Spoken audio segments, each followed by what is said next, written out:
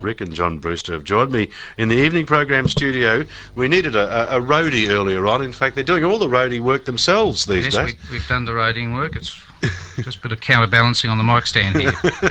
In fact, that's one of the things that these days lots of musos have to do their own roading, don't they? Well, Rick and I are working just together. It's the two of us. We do a lot of our own roading. Rick carries PA and his station wagon. I use my MGB, and I can actually do, as long as I take the spare tyre out.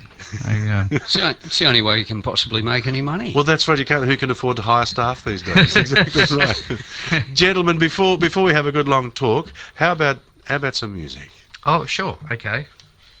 What about new songs?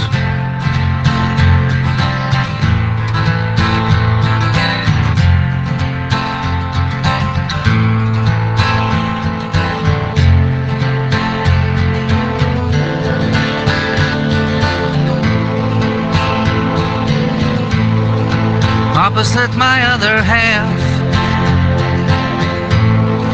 the differences I see don't operate as separates. One step requires 2 feet. One would without the other no longer be defined. Reflected inverse images mirror solitary minds. But you and I,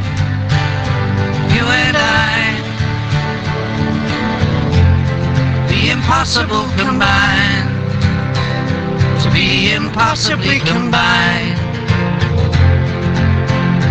You and I.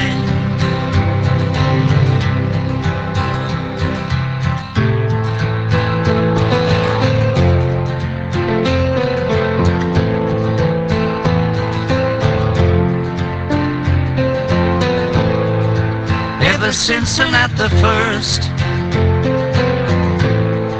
single cell division, whatever comes together is in self-recognition. But you and I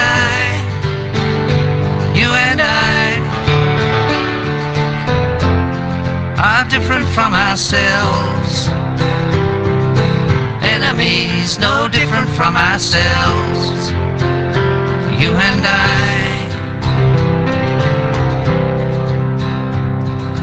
Left or right, brain or sight, the lost tribe undiscovered.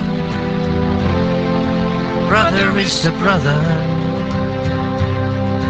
Yet no way could you say, with all that's been suffered, we are one another.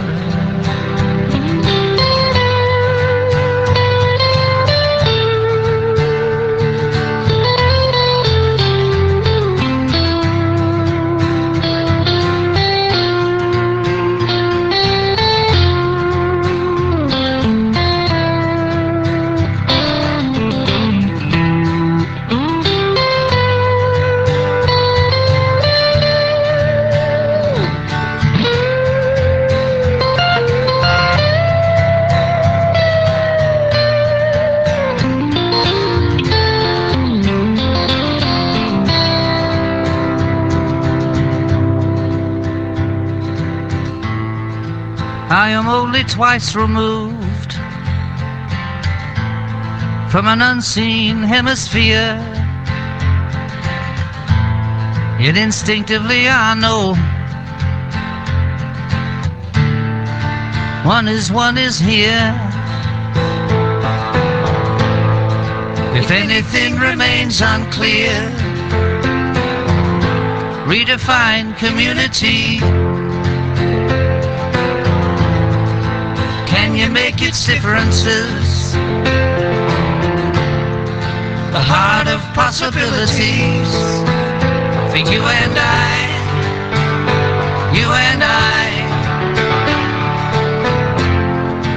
meet us mind to mind to see whatever, never mind for you and I.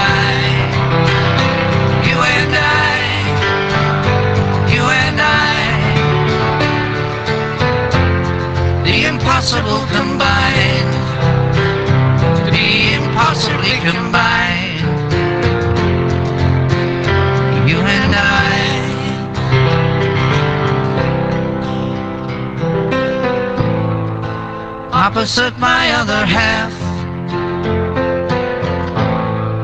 The differences I see don't operate as separates. One step requires 2 feet.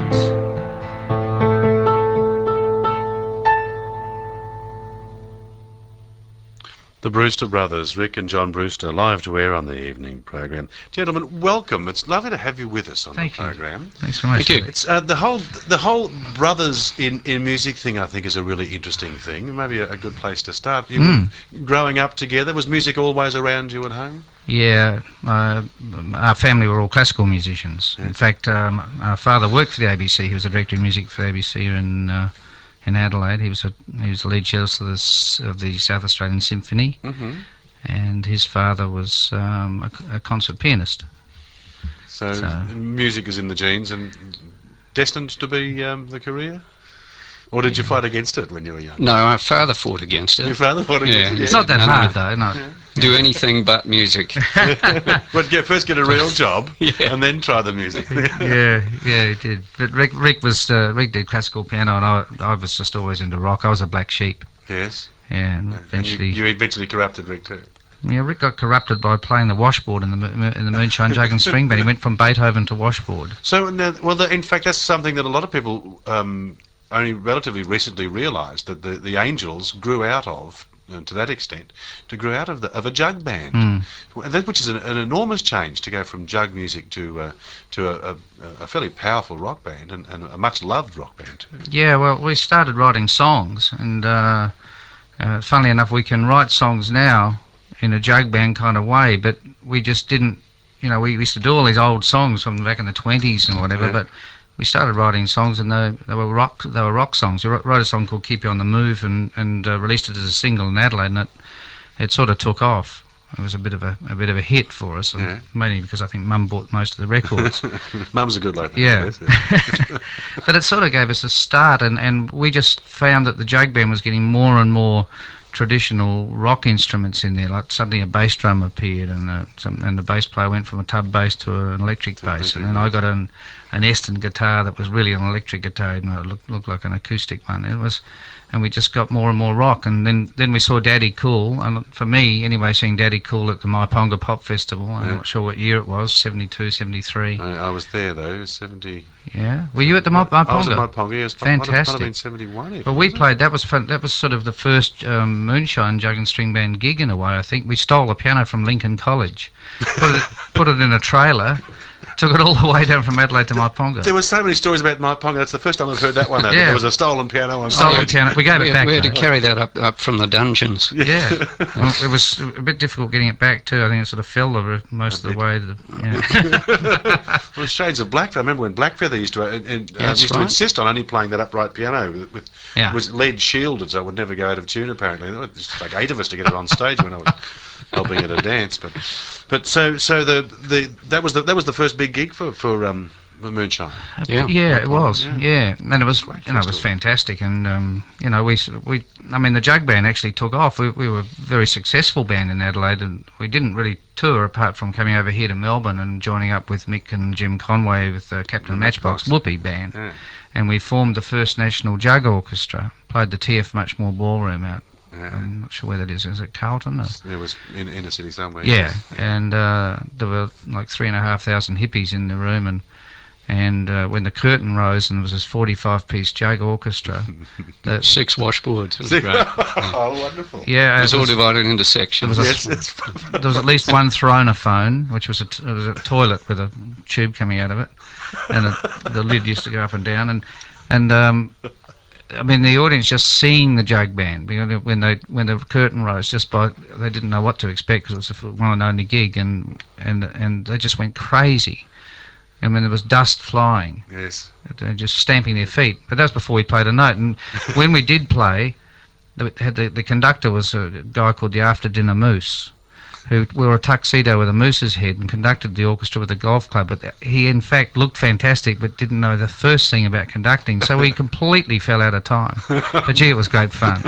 So what was the first song? Jug band music, the classic bump, bump, bump. Well, it could have been. It could have been. Way down south, Memphis, Tennessee. Might have been that one, but I have no idea. You ask us to remember what was going on. I'll ask the Moose. I believe you do a bit. Yeah, he might know. I believe you do a bit of jug band playing yourself. Yeah, a little bit. Yeah, I think that it's a tradition that needs to be kept alive. I think Derek is the jug Absolutely. band. I Rick. think A number of instruments. Tell me. Have you got your instruments here? I don't have any golf clubs, and I forgot to bring my kazoo in. If I'd been smart, I would have brought the kazoo in with me tonight. The only instrument I've got where I'm staying at the moment is a capo. Isn't that sad? Oh, yeah, I've got one here too. Yes, I know. Yeah. It's the only one that I could put in my pocket. And Rick's bought his original washboard from Moonshine Days. Yeah. Sits over there. We could actually do a song if you like. Well, that would be a wonderful thing at some stage. Now or before you. Well, go. anytime you like. Well, let's do a juggish number now. Yeah, get a kazoo. I haven't even got a comb. I can't even do comb and paper. Ah. I'll have to leave it to you two. We'll do it. We had a reunion of the jug band, and Rick's got a symbol on his. Symbol? This is a hang on. modern technology symbol. This is a symbol that's built into the keyboard, the built Casio into a keyboard. Casio keyboard. Amazing. This is we had a reunion of Moonshine and wrote some songs for kids, and this is about how you. Get a washboard on. God, he's noisy, isn't he? Well, why not? We Golf clubs these days. Golf clubs with instead the of thimbles. with the thimbles built on. Yeah. this is exciting. If only the listeners could see this. That saves your fingers. They're red Unbelievable. golf gloves. Gloves. This is a song about how you start a jug band when you don't have any money, and you have to use instruments like that funny one over there. Found an old tub, gave it a rub, found a bit of string, it had a good ring. Then I got a broomstick, now I can say I got a washed up bass to play. Found an old washboard sitting in the shed, just a little bit down from my grandma's bed. I asked my mother for a thimble or three, now I got a washboard recipe. A hot dog dance got a hot dog rhythm. If you want to play, you can play along with them. What do you got when you play it hot? You got the hot dog rhythm now. Come on, Derek.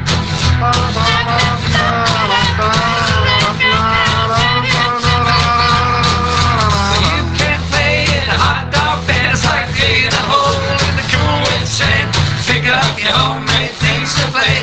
You can have a band today, yeah. Sitting in the garden in the afternoon, wondering how to play a tune. I heard a little voice from a garden gnome. He said, write some paper around a cone. A hot dog dance got a hot dog rhythm. If you want to play, you can play along with them. Why you got when you play it hot? You got the hot dog rhythm now. But you can play in a hot dog dance like digging a hole in the cool wet sand. Pick up your homemade things to play.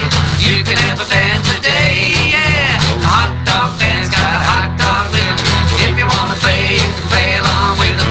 What do you got when you play it hot? You got the hot dog rhythm now. Now it's playing really hot, okay?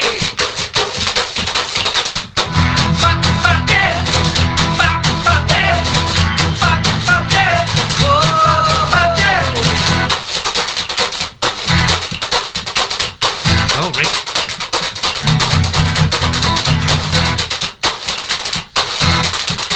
He's hot.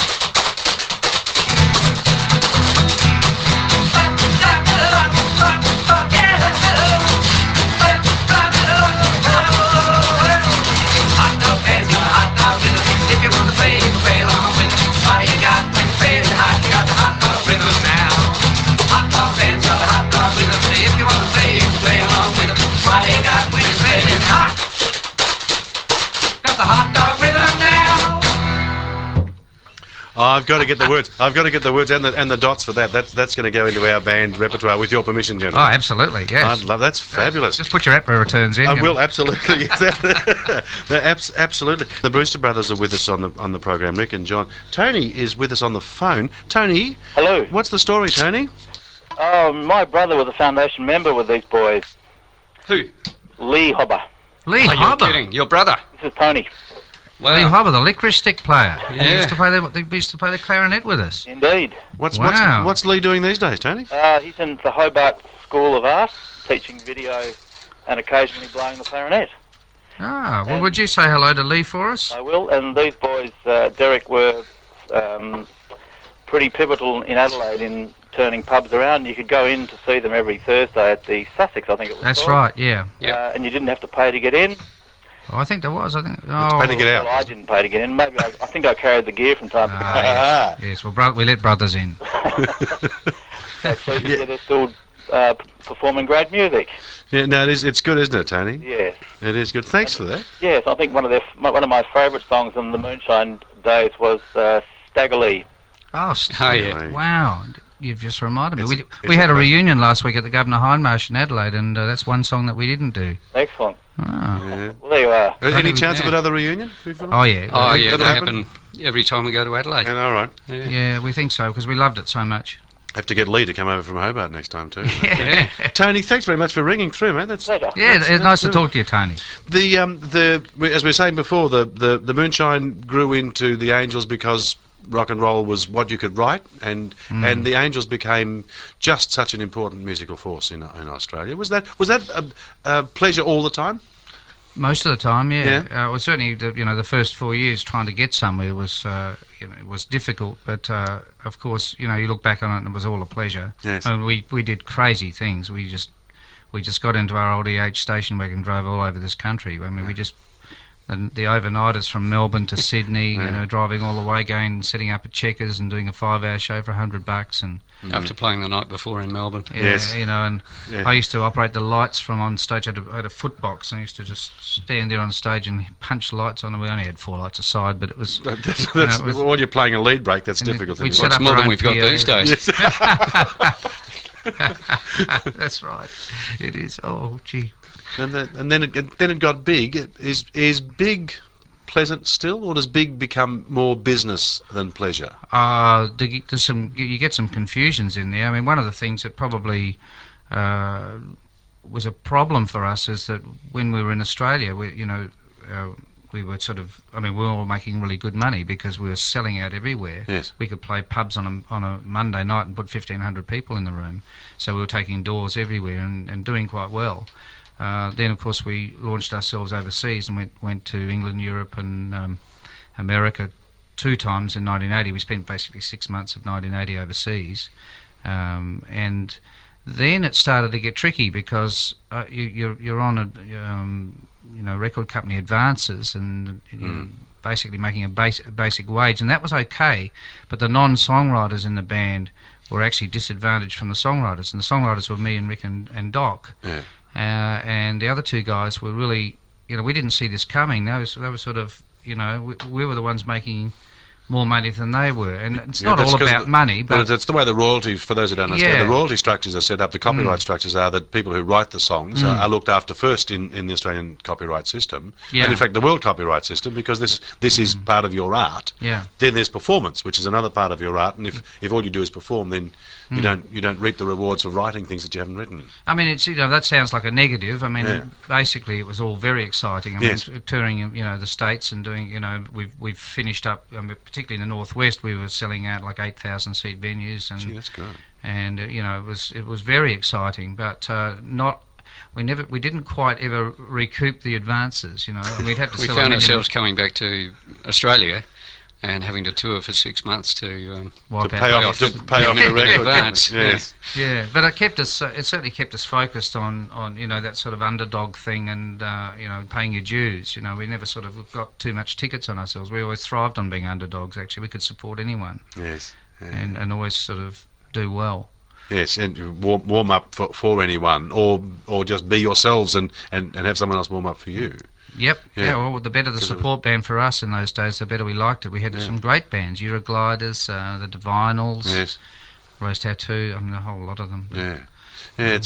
It's a remarkable journey. Is there a book in it in the Angels? Is anyone? There ought Not to be. yet. There should be, really. Yeah. There's some good stories. Yes. I can imagine there's some great stories that maybe might be difficult to tell, but a lot of ones that'll be easy to tell. Yeah. Yeah. Because that level of relationship with the audience is an unusual thing. Very intense it was Yeah, for yeah. us. We were relentless. It was virtually no gaps between songs. We just powered on, and Powered through. Doc would sort of get into some maniac rave, and we just cut him off with the music, and so it was just always happening.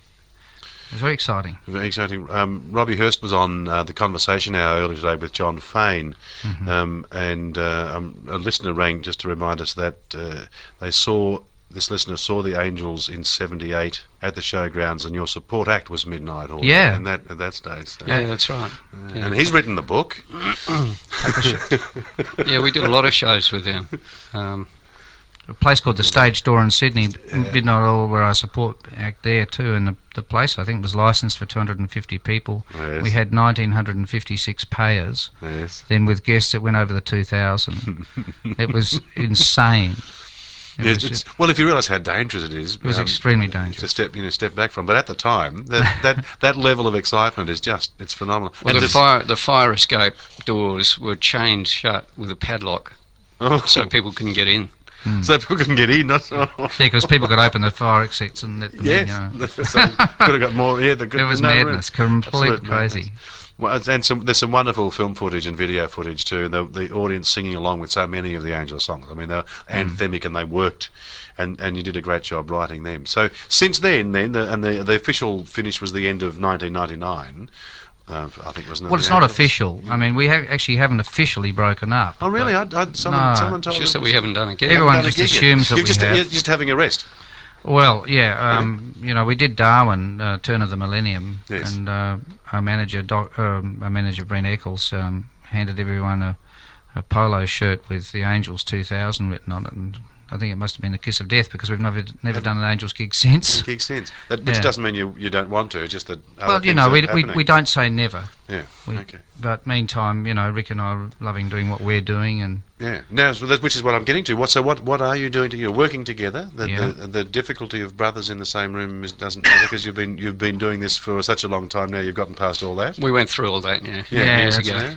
it's good. Yeah, we've resolved any you know, brother issues that would go back to childhood. But Filial stuff We like, just, like when Mark Knopfler sacked his brother from Dire Straits and none of that sort of stuff. Yes.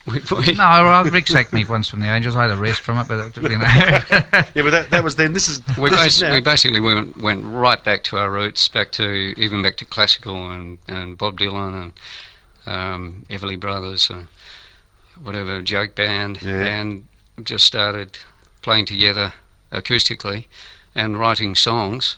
And it was a whole new learning curve, really learning to play that way. Yes. And Angel songs we do as well. Yeah. And we just wrote and played, and after a year and a half, we're now ready to record the first Brewster Brothers album Oh, yes. of new songs. So we're just hanging out to start that. Guys, thank you so much for being with us on the evening program. It's a great It's a pleasure. great pleasure. Can we have Thank one you. last song before we kick you out of the Yes, studio? we Yeah? Sure. It's a song we wrote just before Christmas. Might have some. It's not a political song, but it has some relationship to what's going on in the world these days.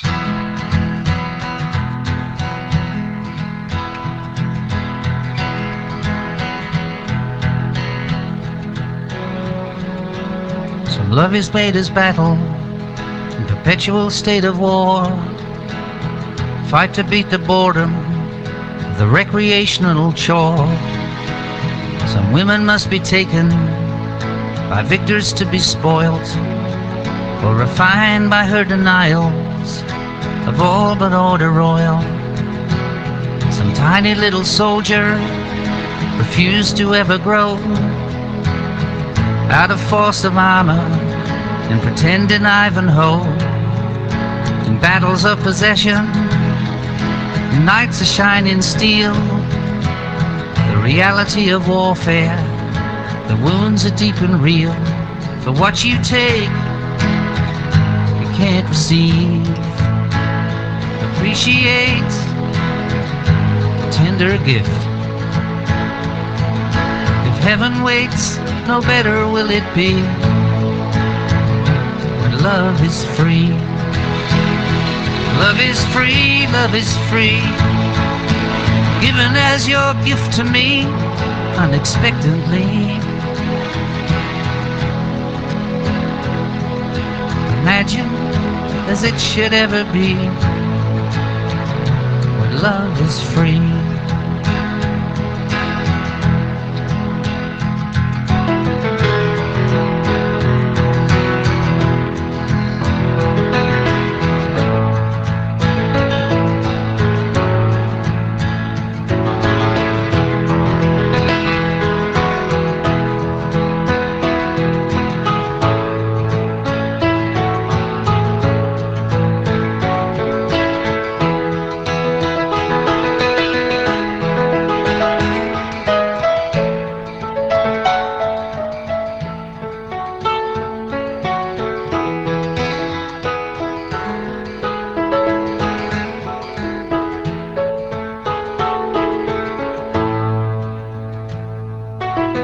there's competition, there's fear of no more.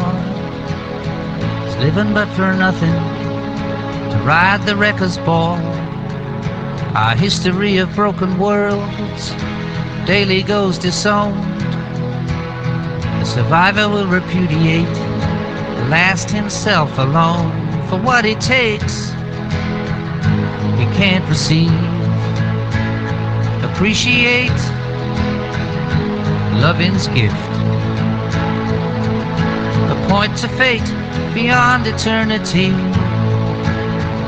when love is free. Love is free, love is free, given as your gift to me unexpectedly.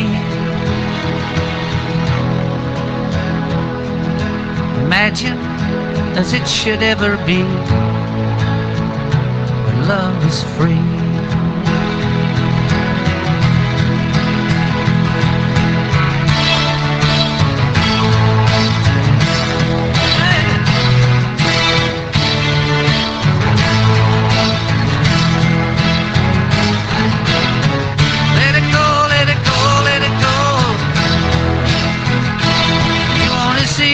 You already know, so let that go.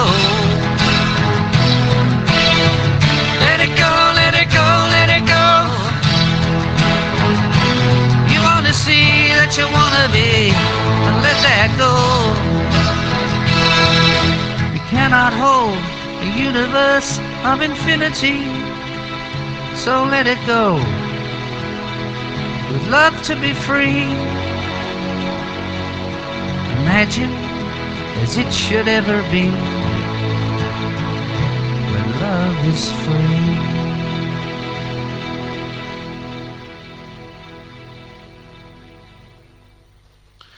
When Love is Free, live to air on the evening program, the Brewster Brothers. Vic, John, thank you guys so very much for being with us. Thank you. Thank you. And we'll get you back in again when the CD comes out, eh? Yeah, love to. Yeah, good. yeah. Bring your kazoo next time. I will, I promise. John and Rick Brewster, the Brewster Brothers.